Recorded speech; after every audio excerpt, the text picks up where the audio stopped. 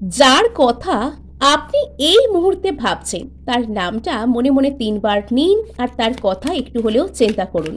উনি কি ভাবছেন আপনাকে নিয়ে? রয়েছে সারপ্রাইজ গ্রুপ। সো ৩টে কার্ড আমি এখানে রাখলাম।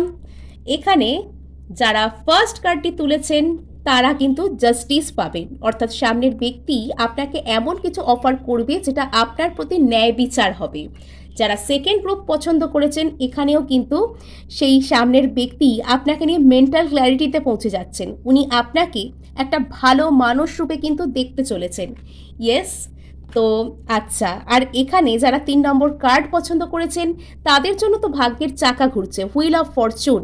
এখানে আপনারা টাইম টু টাইম আপনাদের সামনে এই সম্পর্কটা আনফোল্ড হবে। যদি ইগনোরড হতেন তবে এবার কিন্তু আপনার সেই সময় পরিবর্তিত হবে, অর্থাৎ আগে যা কিছু আপনার সাথে হতো এবার কিন্তু সেই জায়গায় আসছে বিশাল পরিবর্তন।